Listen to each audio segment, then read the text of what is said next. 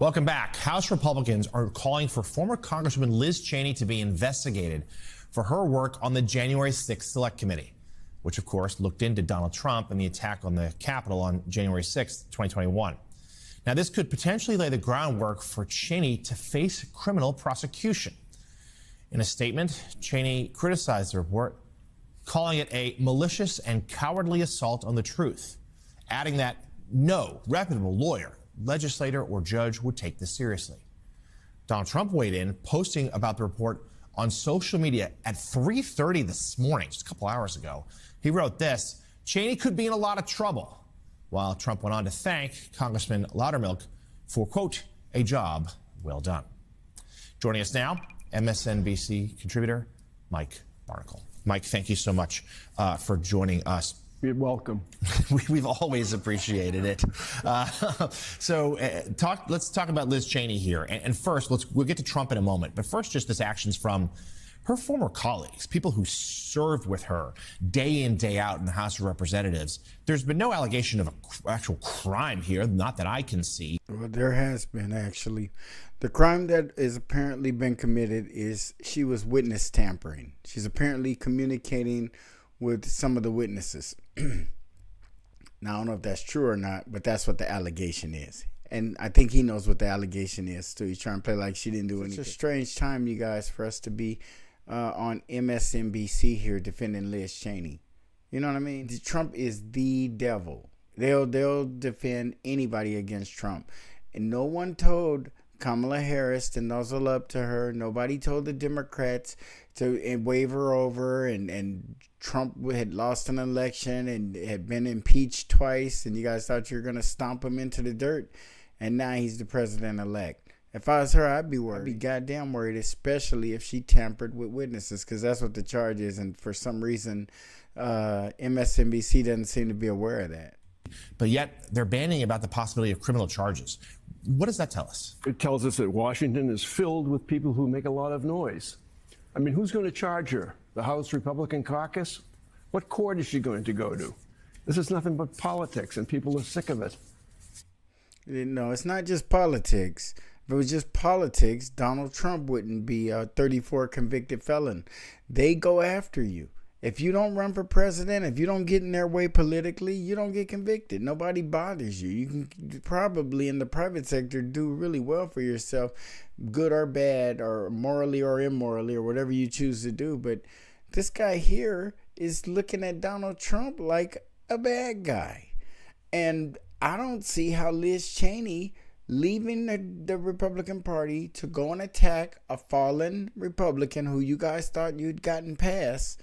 And now you see that he has risen from the goddamn ashes. You guys are like, oh shit. That's what I'd be like, goddamn, what was I thinking?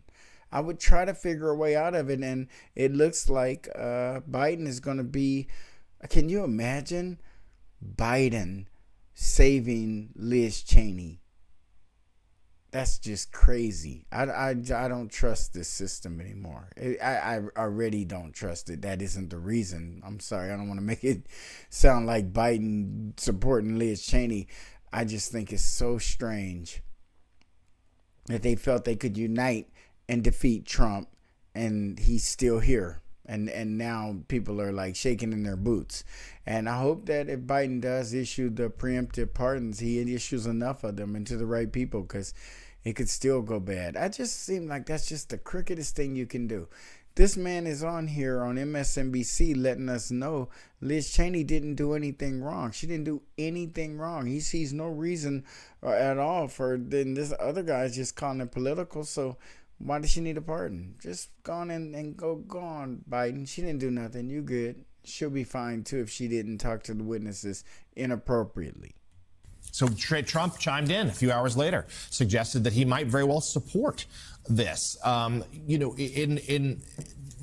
would agree with you that there doesn't seem to be much in the way of legal standing for any of this, but it certainly seems to be part of his effort to... I don't think there's a legal standing in this guy's eyes because it's an accusation and not an investigation.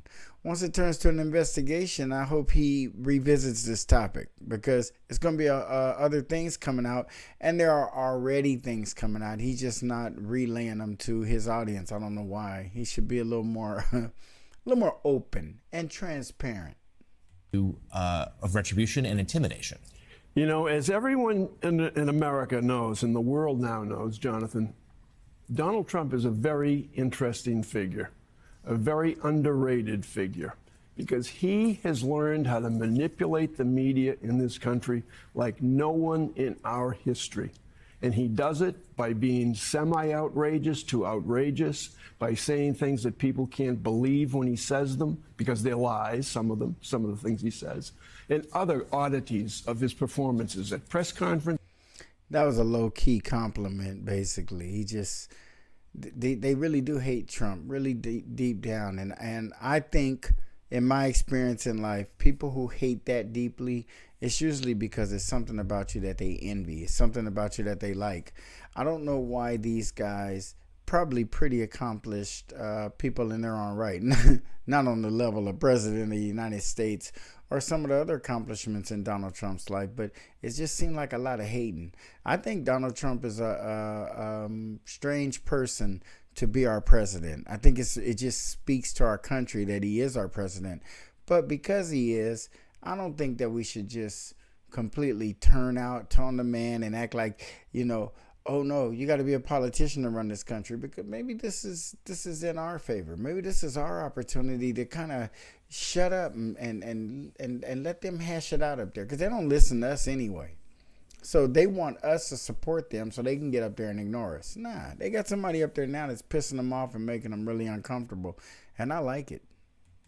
Or even on Truth Social. And so what happens to us when he does that? We pay more attention to him. That's what he wants. Well, let's take... That's exactly right. When somebody is that good and persuasive with the media and can control the media the way Donald Trump does, and has been our president in the past and is the president-elect currently, and according to Kamala Harris, it came out of her own mouth, can persuade Congress to vote things up or vote things down from the outside.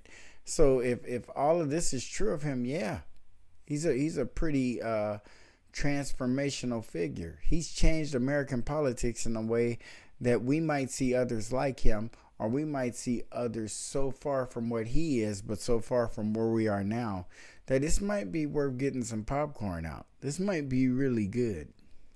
I think this is an important moment, though, because at 3:30 a.m. he posted twice. One of them was about Canada being the 51st state. That's obviously ridiculous. That's to try to just get some headlines.